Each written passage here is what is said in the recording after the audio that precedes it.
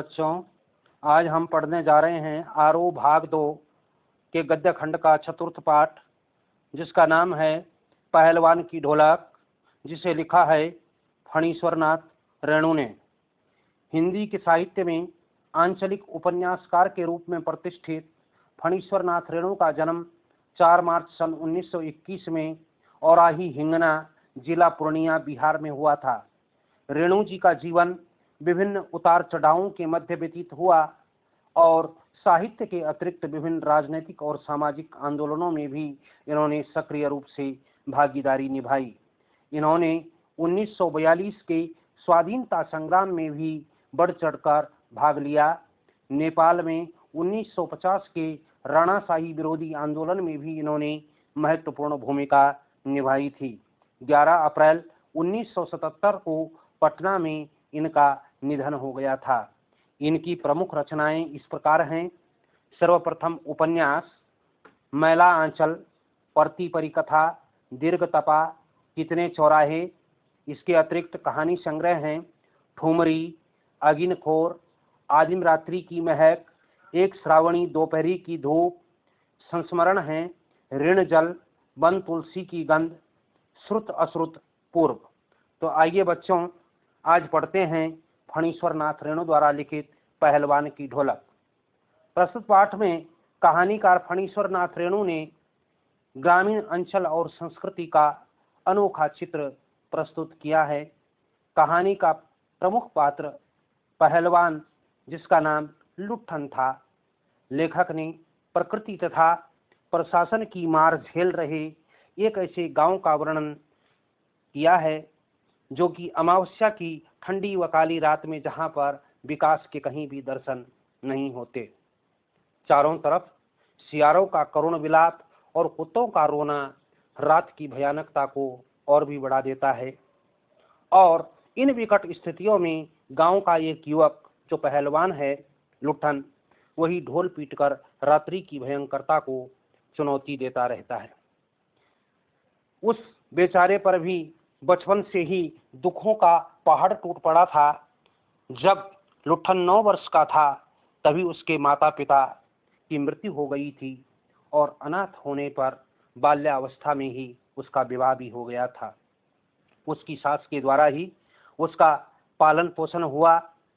अब जब गांव के लोग उसकी सास को विविध प्रकार से परेशान किया करते थे, तो वह बौखला उठता था और इस बौखलाहट ने ही उसके मन में प्रतिशोध की भावना जागृत हो गई थी और प्रतिशोध की भावना के परिणाम स्वरूप ही वह एक सामान्य युवा को पहलवान बना देती है। तो एक बार लुट्ठन पहलवान दंगल में मेले देखने के लिए श्यामनगर पहुंचता है और वहां पर पंजाब से आए हुए चांद सिंह नाम के पहलवान से उसका पाला पड़ता है। चांद सिंह ने अनेकों पहलवानों को परास्त कर लिया है और उसने शेर के बच्चे की उपाधि भी इसी कारण प्राप्त कर ली है। जब वहां दंगल में ढोल का शब्द सुनाई देता है, तो ढोल के शब्द को सुन करके लुट्ठन के मन में भी जोश आ जाता है और वह चांद सिंह से कुश्ती लड़ने के लिए तैयार हो जाता है। कुश्ती लड़ने लगता है और कुछ देर के पश्चात वहीं उपस्थित राजा साहब जब उसे देखते हैं, तो वह कुश्ती के खेल को रुकवा देते हैं। अब राजा साहब उस कुश्ती के खेल को जब रुकवा देते हैं, तो वो उसे कहते हैं कि भाई, तुम चांद सिंह को हराना तुम्हारे बस की बात नहीं है, इसलिए तुम युद्ध में अपनी हार स्वीकार कर लो। लेकिन जब वह नहीं मानता, अपनी जिद पर ही अड़ा रहता है, तो तब उसी समय राजा साहब उसे कुश्ती लड़ने की अनुमति भी दे देते हैं। और इसी अनुमति से ही जब वह पुनः लड़ने लगता है, तो लुट्ठन के मन में उत्साह का एकमात्र आधार ढोल की आवाज थी। चड़क धा गिड़धा, चड़क धा गिड़धा, जो आवाज उसे उसके मन में एक विशेष प्रकार की उमंग और उत्साह पैदा कर देती थी।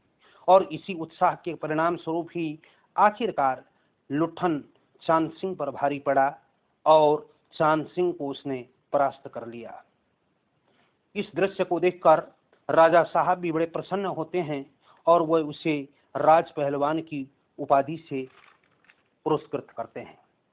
अब लुट्ठन राज पहलवान घोषित हो चुका है, अजय बन गया है। लुट्ठन के 2 बेटे थे जिन्हें वह पहलवानी की शिक्षा देकर आराम से जीवन यापन कर रहा था। वे दोनों भी ठीक उसी की भांति राज दरबार के अघोषित पहलवान बन चुके थे। लेकिन तभी जो बुरा समय हुआ वह प्रारंभ हुआ और बुरे समय ने घंटी बजाई। राजा की अकस्मात मृत्यु हो जाती है और मृत्यु होने के फलस्वरूप नए राजकुमार ने पहलवान और उसके दोनों बेटों को राजमहल से निकाल दिया। अब पहलवान के पास जब कुछ नहीं बचा तो निराश होकर के वह अपने गांव लौट आया और वहां वह अपने बेटों के साथ साथ गांव के बच्चों को भी कुश्ती के गुर सिखाने लगा। तभी दुर्भाग्य ने और पैर पसारने शुरू किए और अचानक अनावृष्टि होने के कारण एक तरफ तो अकाल पड़ गया, भूखमरी फैल गई और दूसरी तरफ मलेरिया, हैजा आदि संक्रामक बीमारियों ने गांव में अपने पैर पसारने शुरू कर दिए। दिनों दिन संक्रामक रोग से मरने वालों की संख्या बढ़ने लगी और इस प्रकार गांव खाली होने लगा। अब रात का समय है, शाम होते ही लोग अपने घरों में सिमटने लगे हैं। पूरे घर के सन्नाटे, रात्रि के सन्नाटे में पहलवान ही अपनी ढोलक के साथ छटाक धड़धा, चटाक छड़धा, चटाक छड़धा इस आवाज से जो है सभी को प्रोत्साहित करता। उस ढोल की आवाज से गांव के बीमार लोगों को मानो जीवन जीने की नई प्रेरणा मिलती थी, अर्थात उनका जीवन के प्रति जो आत्मविश्वास था वो बढ़ जाता था। अब एक दिन होता क्या है कि एक दिन पहलवान के दोनों बेटों को भी बीमारी अपनी चादर में सदा सदा के लिए लपेट लेती है। लेकिन तब भी पहलवान की ढोलक रात्रि में लगातार बजती रहती है। अपने बेटों की मृत्यु के पश्चात भी उसने ढोलक बजाना बंद नहीं किया। और जब कुछ समय के पश्चात एक दिन गांव के लोग देखते क्या हैं कि अचानक ढोलक की आवाज आनी बंद हो जाती है। अब भूखमरी व हैजा के कारण पहलवान का इस संसार से सदा सदा के लिए पहलवान भी विदा ले लेता है और अंत में सियार व कुत्तों का करुण विलाप भी सुनाई देता है। तो बच्चों, प्रस्तुत इस कहानी के माध्यम से कहानीकार ने हमें जीवन जीने की एक नई दिशा, प्रेरणा प्रदान की है कि मनुष्य के जीवन में सुख और दुखों का आवागमन निरंतर होता रहता है। हमें कभी भी किन्हीं भी विकट परिस्थितियों में हार नहीं माननी चाहिए, बल्कि पूरी शक्ति, सामर्थ्य और धैर्य के साथ विकट परिस्थितियों का सामना करना चाहिए। तो यही था इस पाठ का सारांश। इसे आपने ध्यान से सुना होगा। इसे आप लाइक करें, कमेंट करें, सब्सक्राइब करें और शेयर करें। धन्यवाद।